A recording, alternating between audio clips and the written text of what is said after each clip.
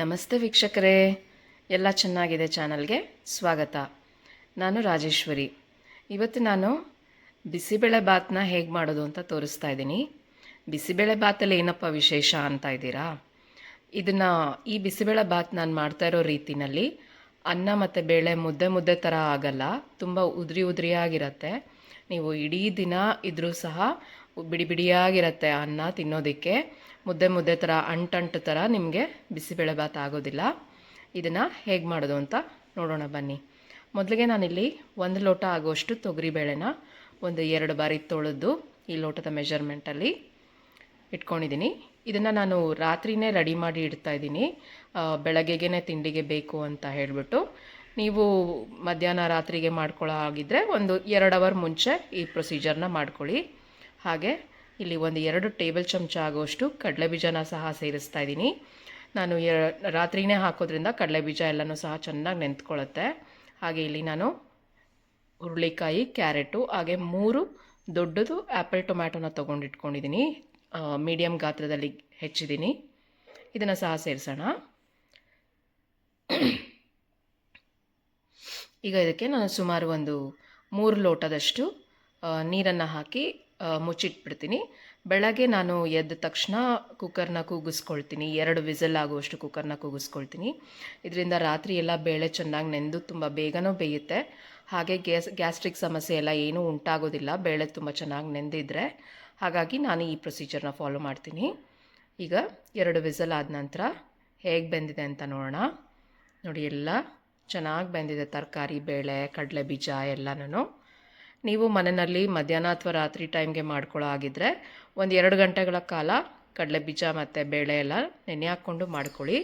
ಇದರಿಂದ ಬೇಳೆನೂ ತುಂಬ ಚೆನ್ನಾಗಿ ಬೇಯುತ್ತೆ. ಹಾಗೆ ಗ್ಯಾಸ್ಟ್ರಿಕ್ ಸಮಸ್ಯೆ ಎಲ್ಲ ಸಹ ಇರೋದಿಲ್ಲ. ಈಗ ನಾನು ಇದಕ್ಕೆ ಸುಮಾರು 1 ಲೋಟದಷ್ಟು ಕೊಯಂಬತ್ತೂರು ಸಣ್ಣ ಅಕ್ಕಿನ ತೊಳೆದು 10 ನಿಮಿಷ ನೆನೆ ಹಾಕಿ ಇಟ್ಕೊಂಡಿರೋದನ್ನು ಹಾಕ್ಕೊಳ್ತಾ ಇದ್ದೀನಿ. ನೀವು ನಿಮ್ಮ ಮನೆಯಲ್ಲಿ ಯಾವುದೇ ಅಕ್ಕಿನ ಬಳಸ್ತಾ ಇದ್ದರೆ ಅದನ್ನು ಉಪಯೋಗಿಸ್ಕೊಳ್ಬೋದು.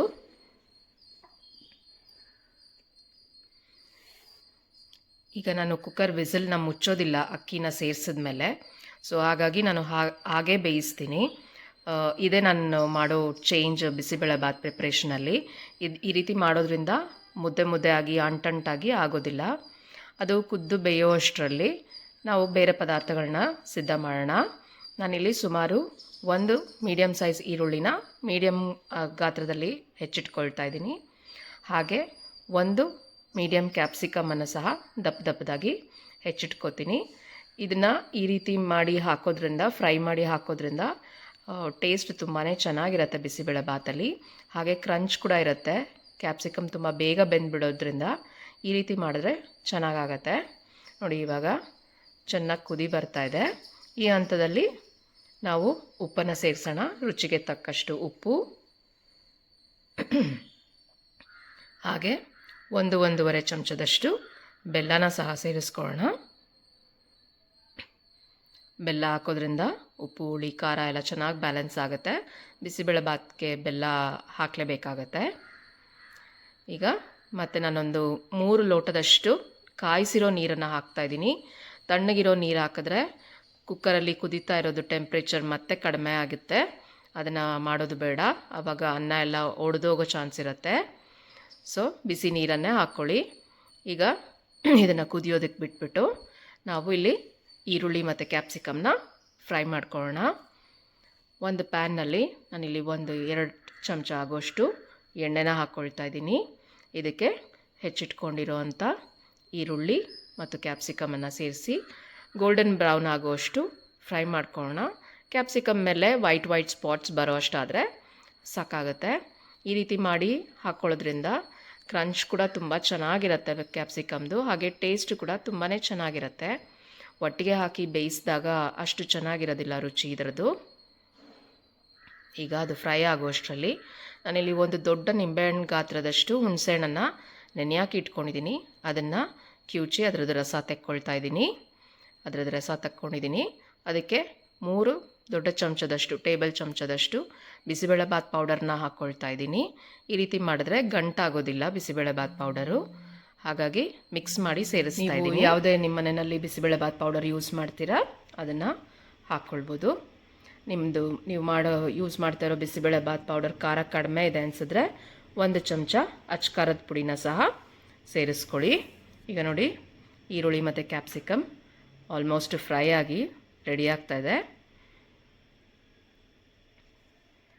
ಈ ವಿಡಿಯೋ ಇಷ್ಟ ಆದಲ್ಲಿ ಲೈಕ್ ಮಾಡಿ, ಶೇರ್ ಮಾಡಿ ಮತ್ತು ಚಾನಲ್ಗೆ ಸಬ್ಸ್ಕ್ರೈಬ್ ಮಾಡೋದನ್ನು ಮರಿಬೇಡಿ.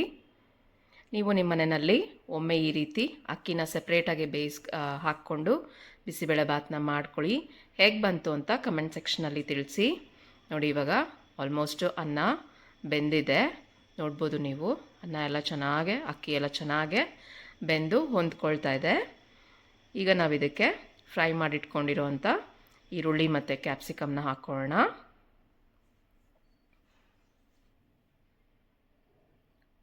ಹಾಗೆ ನಾವು ಹುಣಸೆಹಣ್ಣು ಮತ್ತು ಬಿಸಿಬೇಳೆ ಬಾತ್ ಪೌಡರ್ನ ಮಿಕ್ಸ್ ಮಾಡಿರೋ ಮಸಾಲಾನ ಹಾಕ್ಕೊಳ್ಳೋಣ. ಮತ್ತು ಇನ್ನೊಂದು ಲೋಟದಷ್ಟು ನೀರನ್ನು ಅದೇ ಮಸಾಲ ಪಾತ್ರೆಗೆ ಹಾಕ್ಕೊಳ್ತಾ ಇದ್ದೀನಿ. ಈ ಹಂತದಲ್ಲಿ ಎಷ್ಟು ನೀರು ಬೇಕೋ ನೋಡಿಕೊಂಡು ಬಿಸಿ ನೀರನ್ನೇ ಬಳಸ್ಕೊಳ್ಳಿ. ಎಲ್ಲದಕ್ಕೂ ಬಿಸಿ ನೀರನ್ನು ಸೇರಿಸ್ಕೊಂಡು ಚೆನ್ನಾಗೆ ಹುಣಸೆಹಣ್ಣು ಸಹ ಕುದ್ದು ಚೆನ್ನಾಗೆ ಅನ್ನ ಮತ್ತು ಬೇಳೆ ಜೊತೆ ಹೊಂದ್ಕೊಳ್ಳೋ ರೀತಿಲಿ ಚೆನ್ನಾಗಿ ಕುದಿಯೋದಕ್ಕೆ ಬಿಡಬೇಕಾಗತ್ತೆ. ಮೀಡಿಯಮ್ ಉರಿ ಇಟ್ಬಿಟ್ಟು ಕುದಿಯೋದಕ್ಕೆ ಬಿಟ್ಟು ಮಧ್ಯದಲ್ಲಿ ಕೈ ಆಡಿಸ್ತಾ ಇರಿ. ನೋಡಿ, ಇವಾಗ ಇದೆಲ್ಲ ಚೆನ್ನಾಗಿ ಹೊಂದ್ಕೊಳ್ಳೋದಕ್ಕೆ ಒಂದು 5 ನಿಮಿಷ ಮೀಡಿಯಮ್ ಉರಿನಲ್ಲಿ ಕುದಿಯೋದಕ್ಕೆ ಬಿಡೋಣ. ಈ ಕಡೆ ಒಂದು ಒಗ್ಗರಣೆನ ರೆಡಿ ಮಾಡೋಣ. ಈ ಒಗ್ಗರಣೆ ತುಂಬ ಇಂಪಾರ್ಟೆಂಟ್ ಸ್ಟೆಪ್ ಬಿಸಿಬೇಳೆ ಬಾತಲ್ಲಿ. ಇದು ಒಳ್ಳೆ ರಿಚ್ನೆಸ್ ಮತ್ತು ಫ್ಲೇವರ್ನ ಆ್ಯಡ್ ಮಾಡುತ್ತೆ. ಹಾಗಾಗಿ ಇದನ್ನು ಮಾಡ್ಕೊಳ್ಳೋಣ. ನಾನು ಒಂದು ಪ್ಯಾನ್ಗೆ 4 ಚಮಚ ಆಗುವಷ್ಟು ತುಪ್ಪನ ಬಳಸ್ತಾ ಇದ್ದೀನಿ. ಹಾಗೆ 1 ಚಮಚ ಸಾಸಿವೆ, ಹಿಂಗು, ಹಾಗೆ ನಾನಿಲ್ಲಿ ಒಂದು 10-15 ಗೋಡಂಬಿನ ತುಂಡು ಮಾಡಿ ಇಟ್ಕೊಂಡಿದ್ದೀನಿ. ಇದು ಆಪ್ಷನಲ್ಲು, ಬೇಕಿದ್ರೆ ಹಾಕ್ಕೊಳ್ಳಿ, ಇಲ್ಲ ಅಂದರೆ ಇಲ್ಲ. ಹಾಗೆ 1-2 ಕಡ್ಡಿ ಆಗುವಷ್ಟು ಕರಿಬೇವಿನ ಸೊಪ್ಪು ಮತ್ತು ಒಂದು 6-7 ಒಣಮೆಣಸಿನ್ಕಾಯಿನ ಮುರಿದಿಟ್ಕೊಂಡಿರೋದನ್ನು ಸೇರಿಸ್ಕೊತಾ ಇದ್ದೀನಿ. ಈ ಒಗ್ಗರಣೆ ಹಾಕೋದ್ರಿಂದ ತುಂಬಾ ಚೆನ್ನಾಗಾಗತ್ತೆ ಬಿಸಿಬೇಳೆ ಬಾತ್ದು ಫ್ಲೇವರ್. ಅದು ಲಾಸ್ಟಲ್ಲೇ ಹಾಕ್ಕೊಳ್ಳಿ ಯಾವಾಗೂ ಒಗ್ಗರಣೆನ, ತುಂಬಾ ಚೆನ್ನಾಗಿರತ್ತೆ. ಆ್ಯಂಡ್ ಆದಷ್ಟು ಬಿಸಿಬೇಳೆ ಬಾತ್ಗೆ ತುಪ್ಪದ ಒಗ್ಗರಣೆನೇ ಟೇಸ್ಟ್ ಚೆನ್ನಾಗಿ ಎನ್ಹಾನ್ಸ್ ಮಾಡುತ್ತೆ. ಹಾಗಾಗಿ ತುಪ್ಪದ ಒಗ್ಗರಣೆನ ಹಾಕ್ಕೊಳ್ಳೋಕ್ಕೆ ಟ್ರೈ ಮಾಡಿ. ಈಗ ನೋಡಿ, ಗೋಡಂಬಿ ಸ್ವಲ್ಪ ಬ್ರೌನ್ ಟರ್ನ್ ಆಗ್ತಾಯಿದ್ರೆ ಸಾಕಾಗುತ್ತೆ. ಈ ಕಡೆ ನಾನು ಬಿಸಿಬೇಳೆ ಬಾತ್ ಪೌಡರ್ ಮತ್ತೆ 1 ಸ್ಪೂನ್ನ ಆ್ಯಡ್ ಮಾಡಿಕೊಂಡು ಸ್ವಲ್ಪ ಉಪ್ಪನ್ನು ಸೇರಿಸ್ಕೊಂಡಿದ್ದೀನಿ. ನೀವು ನಿಮಗೆ ರುಚಿಗೆ ತಕ್ಕಷ್ಟು ಉಪ್ಪು ಮತ್ತು ಪೌಡರ್ನ ಎಕ್ಸ್ಟ್ರಾ ಚೆಕ್ ಮಾಡಿ ಹಾಕ್ಕೊಳ್ಬೋದು. ಈಗ ಅದಕ್ಕೆ ಒಗ್ಗರಣೆನೂ ಸಹ ಸೇರಿಸ್ಕೊಂಡಿದ್ದೀನಿ. ಟೇಸ್ಟಿ ಮತ್ತು ರುಚಿಕರವಾದ ಬಿಸಿಬೇಳೆ ಬಾತ್ ಉದ್ರಾಗಿ ಅಂಟಂಟಾಗಿ ಮುದ್ದೆ ಆಗದಿರೋ ಥರ ರೆಡಿಯಾಗಿದೆ. ಇದೇ ರೀತಿ ಮತ್ತಷ್ಟು ರೆಸಿಪೀಸ್ನ ನಾವು ನಮ್ಮ ಚಾನಲ್ನಲ್ಲಿ ಪೋಸ್ಟ್ ಮಾಡ್ತಾ ಇರ್ತೀವಿ. ಚಾನಲನ್ನು ಫಾಲೋ ಮಾಡಿ, ಲೈಕ್ ಮಾಡಿ ಮತ್ತು ಸಬ್ಸ್ಕ್ರೈಬ್ ಮಾಡಿ. ನೋಡಿ, ಎಷ್ಟು ಚೆನ್ನಾಗೆ ಒಂದು ಒಳ್ಳೆ ಕುದಿ ಬರೋ ತನಕ ಬಿಟ್ಬಿಟ್ರೆ ನೀವು ಹಾಟ್ ಬಾಕ್ಸಲ್ಲಿ ಹಾಕಿಟ್ಕೊಂಡ್ರೆ ಇದೇ ಕನ್ಸಿಸ್ಟೆನ್ಸಿನಲ್ಲೇ ಇಡೀ ದಿನ ನಿಮಗೆ ಬಿಸಿಬೇಳೆ ಬಾತ್ ಇರುತ್ತೆ.